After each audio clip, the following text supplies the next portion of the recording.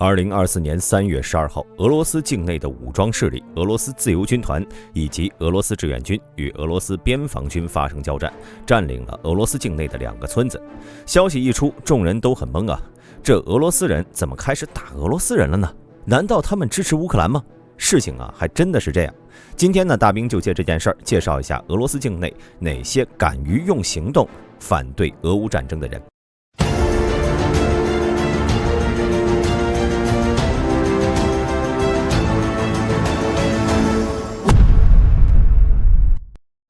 首先，我们先来了解一下开头出现的俄罗斯自由军团。虽然普京在2022年悍然发动了对乌克兰的军事行动，但实际上并不是所有的俄罗斯人都支持这场战争。他们并不是讨厌俄罗斯，而是反对普京和这场非法的战争。所以他们远走他乡，向西进入了乌克兰，加入了乌克兰的军队，帮助他们对抗俄罗斯。原本他们是一个连，人数大约有100多人。在2022年3月，乌克兰国家安全局组织这些俄罗斯人聚集到了一起，组成了一个军团，这就是自由俄罗斯军团的诞生。该军团的所有人都蒙着脸，没有透露自己的名字，因为他们的家人还在俄罗斯，他们害怕自己加入乌军的行为会牵连到家人。该连的连长还发表了视频讲话，声称自己的行为是保护乌克兰人免受真正的法西斯分子的侵害。同时，他还号召俄罗斯人和俄军加入自由俄罗斯的行列。在成立之后呢，自由俄罗斯就在乌克兰境内接受训练。乌克兰名嘴奥列克谢·尼古拉奥约维奇透露，该连呢将发挥自己的特长，不仅在乌克兰境内活动，未来他们还要返回自己的家乡。随着战争的进展，越来越多的俄罗斯人认清了战争的本质，也加入到自由俄罗斯军团中。仅仅8个月，该部队的人数就从100多人增加到了3个营，并参加了巴赫穆特战役。然而，这场惨烈的战斗让他们明白，现在的他们还不足以和俄军正面对抗。于是，他们决定发挥自己的本土作战优势，在俄军后方展开游击。2023年3月10号，俄罗斯弗拉迪沃斯托克附近的一个空军基地发生火灾，俄空天军的一架苏27被烧毁。事后，自由军团宣称对此事件负责。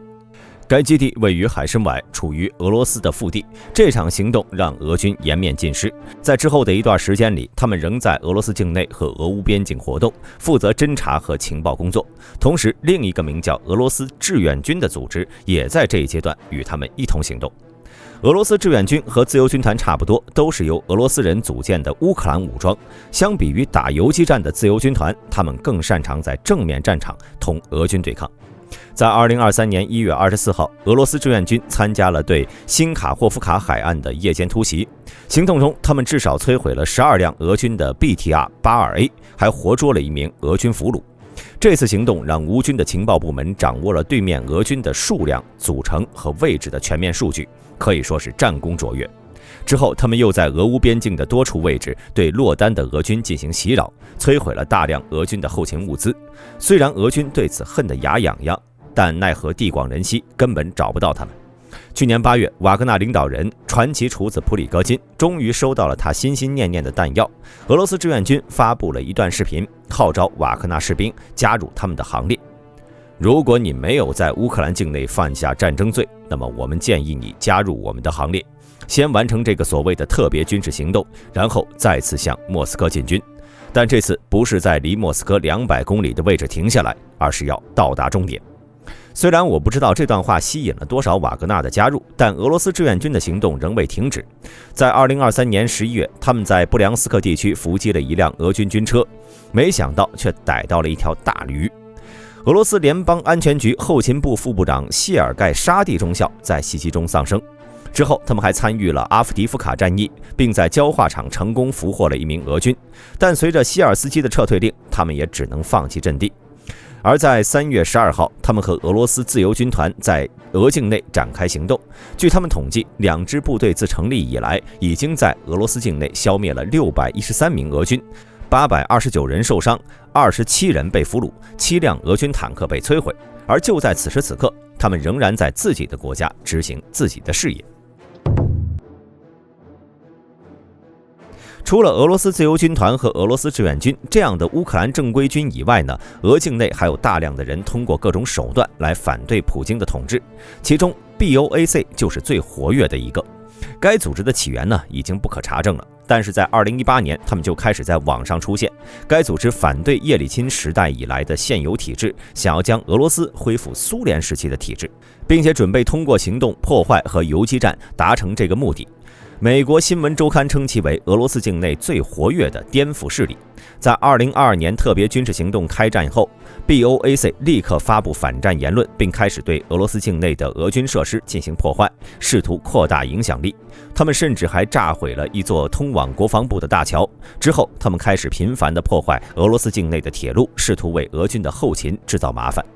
5月23号 ，BOAC 发布了一份公告，他们拆除了通往莫斯科州谢尔杰耶夫镇附近的铁道，这里通往俄军的一个秘密训练实验中心。次月，他们又破坏了一个俄军军火库铁道。在公报里，他们这样写道：每一辆停下来的火车都能减少飞向乌克兰城市的炮弹，这会让我们恢复和平。值得一提的是，虽然该组织声称要用暴力手段推翻普京政府，除了那座大桥， BOAC 的所有破坏行动都显得十分吻合。拆除铁路时， BOAC 成员需要一个个拧下螺丝，再将铁路拆除，据说这是为了等战争结束，再将铁路用于和平用途。然而，革命呢，往往是伴随着牺牲。2023年4月19号，该组织的创始人之一，俄罗斯生态学家德米特里·彼得罗夫在巴赫穆特战役中阵亡。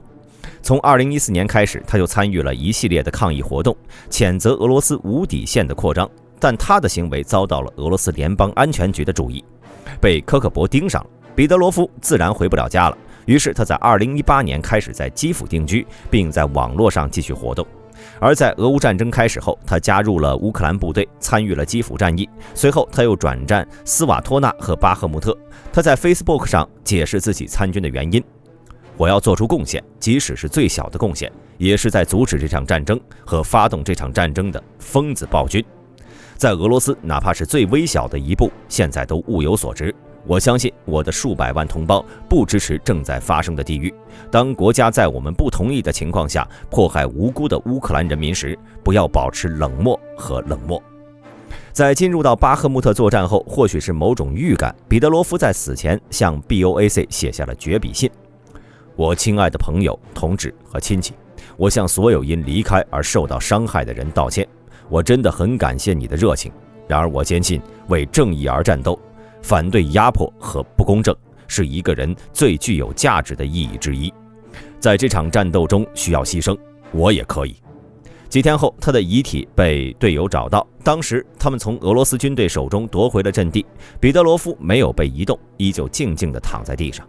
而他的几位好友也在不远处安眠，来自爱尔兰的社会主义者芬巴尔·卡夫基和来自美国的非裔政治活动家安德鲁·哈里斯·库珀。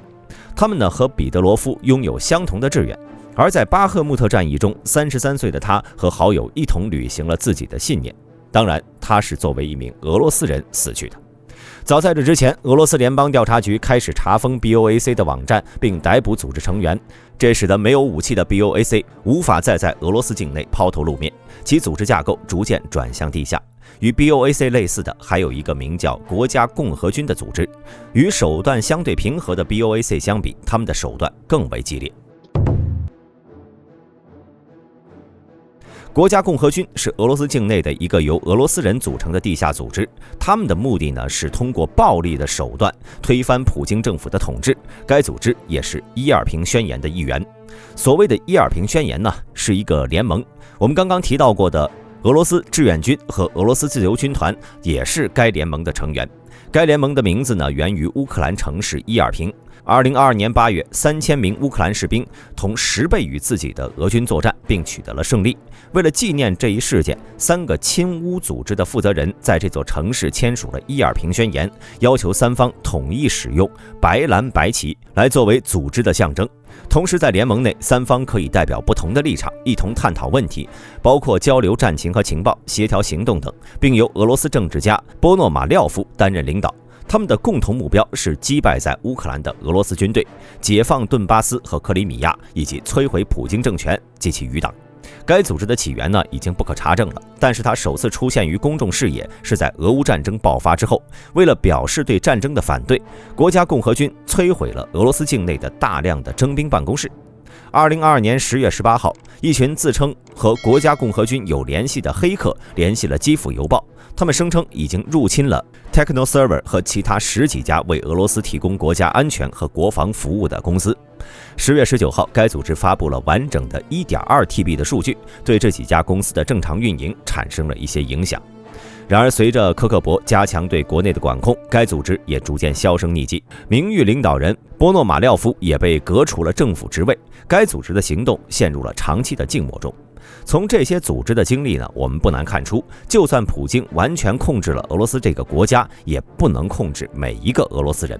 这些反对战争、追求和平的俄罗斯人，仍然在源源不断地加入比如自由军团这种的武装势力，甚至在这一过程中献出了自己的生命。